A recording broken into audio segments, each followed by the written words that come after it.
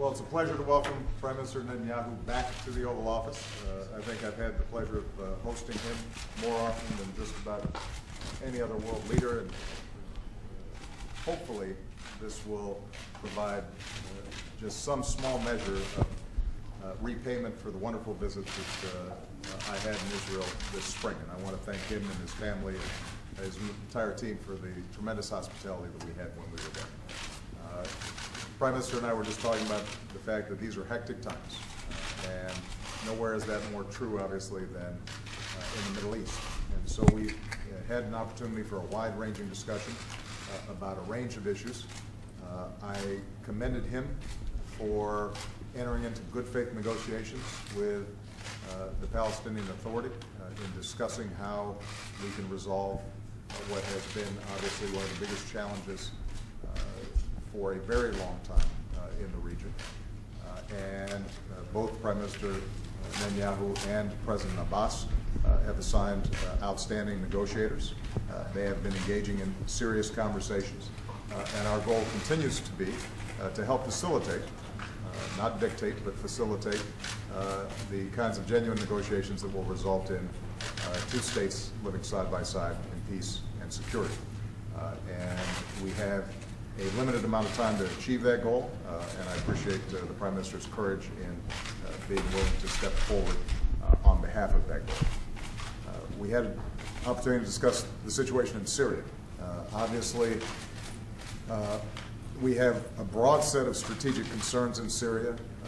We are both pleased that there is the possibility of finally getting chemical weapons stockpiles out of Syria. But I think we both share deep concern that we have to be able to verify and enforce what has now been agreed to at the United Nations. Chemical weapons inside of Syria obviously have threatened Syrian civilians, but over the long term also pose a threat to Israel. And we want to make sure that we get those indiscriminate, horrible weapons out of there. And so we are consulting with the international community on these issues, and I shared with the Prime Minister our belief that we have to move with speed and dispatch in actually making sure that the agreement that was arrived at in the United Nations is followed through on. In addition, we have the larger question of how to deal with the civil war that's taking place in Syria, and given Israel's significant interests in the spillover effects of activities there, we will be consulting very closely with them. We had an opportunity to discuss Egypt, and I shared with him what I said at the United Nations just a week ago, which is that we continue to have concerns about what has happened in Egypt, but we also are committed to a constructive relationship with Egypt, in part because of the important role that the Camp David Accords and the Egypt-Israeli peace serve not only for the stability and security of both those countries, but also for security in the region and U.S. security. So we will continue to work with the Egyptian government, although urging them and pushing them in a direction that is more inclusive and that meets the basic goals of those who originally sought for more freedom and more democracy in that country. And we had an opportunity, obviously, to discuss Iran. Both the Prime Minister and I agree, since I came into office, that it is imperative that Iran not possess a nuclear weapon. That is important for American security. It is important for Israeli security. It's important for world security, because we do not want to trigger a nuclear arms race in the most volatile region of the world. And given the statements and actions from the Iranian regime in the past, the threats against Israel, the acts against Israel, it is absolutely clear that words are not sufficient, that we have to have actions that give the international community confidence that, in fact, they are meeting their international obligations fully, and that they are not in a position to have a nuclear weapon. What I also shared with the Prime Minister is that because of the extraordinary sanctions that we have been able to put in place over the last several years, the Iranians are now prepared, it appears, to negotiate. We have to test diplomacy. We have to see if, in fact, they are serious about their willingness to abide by international norms and international law and international requirements and resolutions. We, in good faith, will approach them, indicating that it is our preference to resolve these issues diplomatically. But we enter into these negotiations very clear-eyed. They will not be easy, and anything that we do will require the highest standards of verification in order for us to provide the sort of sanctions relief that I think they are looking for. So we will be in close consultation with Israel and our other friends and allies in the region during this process. And our hope is that we can resolve this diplomatically. But as President of the United States, I've said before, and I will repeat, that we take no options off the table, including military options, in terms of making sure that we do not have nuclear weapons in Iran that would destabilize the region and potentially threaten the United States of America. In all of this, our unshakable bond with the Israeli people is stronger than ever. Our commitment to Israel's security is stronger than ever.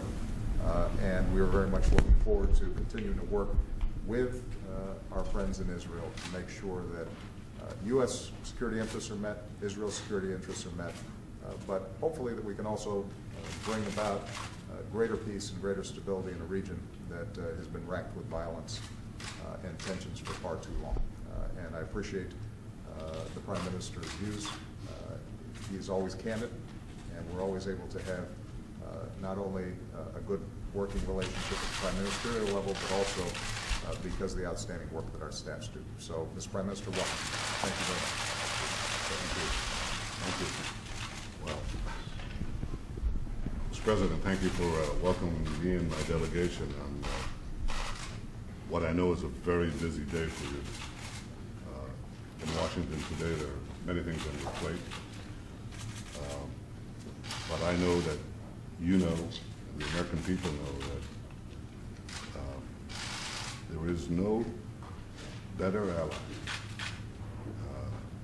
more reliable, more stable, more democratic, other than Israel in a very broad, dangerous place. So I welcome the opportunity that we're having to discuss how we work closely together to address the enormous challenges that face both of us. And I think of those, the most important challenge is preventing Iran from developing nuclear weapons. I appreciate deeply the fact that you have made clear that you remain committed to this goal. I also appreciate the statement you made that Iran's conciliatory words have to be matched by real actions. Transparent, verifiable, meaningful actions. Iran is committed to Israel's destruction.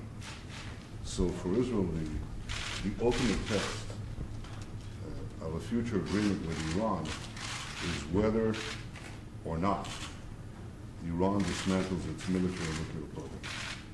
We have a saying in Hebrew, we call it Mivchan HaTotza'ah. You would say it in English, what's the bottom line? And the bottom line, again, is that Iran fully dismantles its military nuclear program. In this regard, I wanted to express my appreciation to you for the enormous work that's been done to have a sanctions regime in place to thwart Iran's pursuit of nuclear weapons. I believe that it's the combination of a credible military threat and the pressure of those sanctions that has brought Iran to the negotiating table. I also believe that if diplomacy is to work, those pressures must be kept in place. I think they should not be lessened until there's verifiable success. And in fact, it is Israel's firm belief that if Iran continues to advance its nuclear program during negotiations, the sanctions should be strengthened. It's the combination, I believe, that has guided your policy and our policy so far, that has put a credible military threat and strong sanctions, I think, is still the only formula that can get a peaceful resolution of this problem.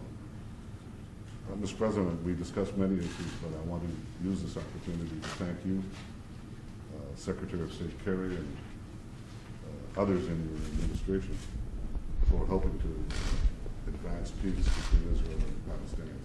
I remain committed to that peace. And I hope that our efforts, our common efforts, will lead to a secure and lasting peace. We know that for peace to endure, it must be based on Israel's capacity to defend itself by itself.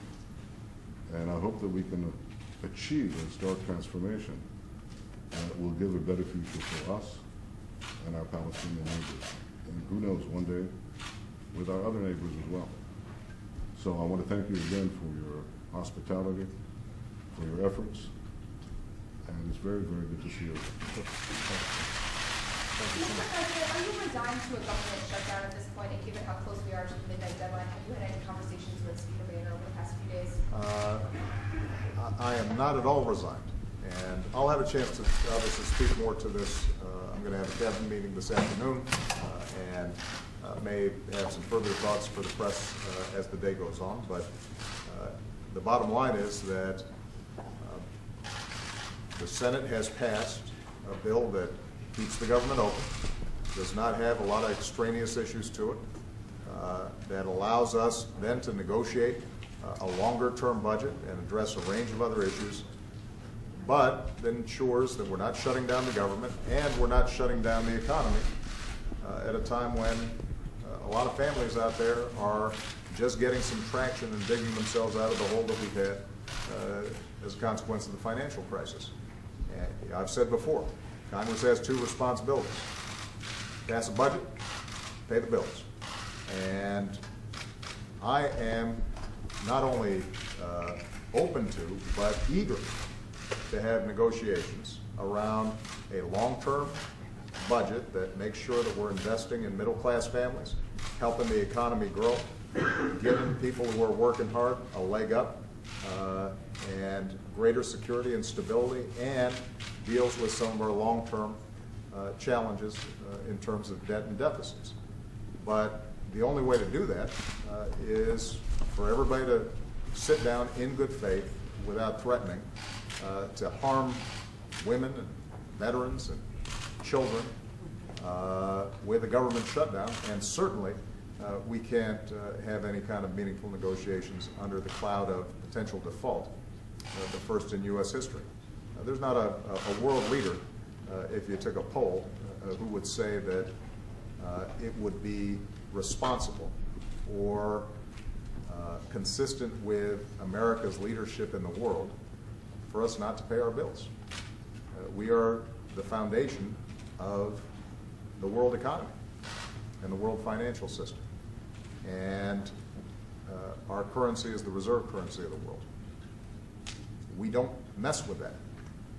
And we certainly don't allow domestic policy differences on issues that are unrelated to the budget to endanger not only our economy but the world economy. So I suspect that I will be speaking to the leaders today, tomorrow, and the next day. But there's a pretty straightforward solution to this. If you set aside the short-term politics and you look at the long term here, what it simply requires is everybody to act responsibly and do what's right for the American people. All right? Thank you very much.